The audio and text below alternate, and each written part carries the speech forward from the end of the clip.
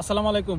এই ভিডিওটা পৃথিবীর যেখান থেকে দেখছেন আপনাদের জন্য গুরুত্বপূর্ণ যদি আপনি প্রবাসী বাংলাদেশী হয়ে থাকেন। বাংলাদেশের ইতিহাসে এই প্রথম প্রবাসী বাংলাদেশিরা আমরা প্রবাসের মাটিতে বসেই ভোট দেওয়ার সুযোগ পাচ্ছি। বাংলাদেশের নির্বাচন কমিশন এই আয়োজনটাই করছে আমাদের জন্য। আমরা পৃথিবীর যেখানে আছি সেখানে বসে আমরা আগামী নির্বাচনের ভোট দিতে পারবো। এটা আমাদের জন্য অবশ্যই একটা সুখবর। এটা হচ্ছে সেই নোটিশ, প্রবাস থেকে প্রথম ভোট নামে একটা নোটিশ দেওয়া হয়েছে। এখানে সুন্দরভাবে লেখা আছে আপনি কিভাবে ভোট প্রয়োগ করতে পারবেন।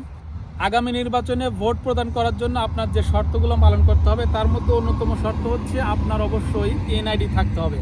এনআইডি যদি আপনার না থাকে তাহলে কিন্তু আপনি ভোটে অংশগ্রহণ করতে পারবেন না। তো প্রথম শর্ত হচ্ছে এনআইডি থাকলে কিছুদিনের মধ্যে নির্বাচন কমিশন থেকে পোস্টাল ব্যালট বিডি নামে একটা সফটওয়্যার লঞ্চ করতে যাচ্ছে। গুগল প্লে স্টোরে পেয়ে যাবেন, এটা কিছুদিন পরে, এখন আসে নাই।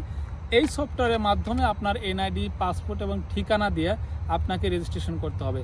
রেজিস্ট্রেশন কমপ্লিট করার সময় আপনি যে দেশেই থাকেন, যে ঠিকানাতেই থাকেন, ওই ঠিকানাটা আপনাকে অ্যাড করে দিতে হবে এবং ওই ঠিকানায় নির্বাচনের আগে আপনার নামে ব্যালট পেপারটা চলে আসবে এবং এই ব্যালট পেপারটা যে চলে আসবে এবং ব্যালট পেপার যে ফেরত যাবে সেটার খরচ কিন্তু নির্বাচন কমিশন বহন করবে। এখানে স্পষ্টভাবে লেখা রয়েছে ব্যালট পেপার আসা এবং যাওয়ার ক্ষেত্রে যেটা খরচ হবে প্রায় 700 টাকা, এই টাকাটা কিন্তু নির্বাচনের বাজেট থেকে বহন করা হবে। তো এটা আমরা প্রবাসী হিসেবে অবশ্যই সাধুবাদ জানাই, এটা আমাদের জন্য অবশ্যই একটা ভালো উদ্যোগ। কিন্তু এই যে এনআইডি যে নাই অনেকেরই, সেটা একটা বিষয়। যাদের এনআইডি নাই অবশ্যই আপনারা এনআইডিটা করে ফেলতে পারেন। এখন এনআইডি করতে কাতার থেকে আপনার মনে হয় 15-20 দিন বা 1 মাসে হয়ে যায়।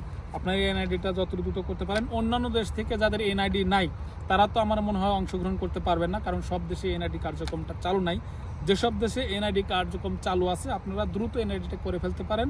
আর আমি আবারও বলছি, এই পদক্ষেপটা আমার মনে হয় যে প্রবাসীদের জন্য একটা ভালো উদ্যোগ, আমরা অবশ্যই সাধুবাদ জানাই। এবং এই ভোটের মাধ্যমে আমরা বাংলাদেশের রাজনীতিতে বা বাংলাদেশের যে নির্বাচনী প্রক্রিয়া সেটার মধ্যে আমরা সরাসরি অংশগ্রহণ করার সুযোগ পাচ্ছি।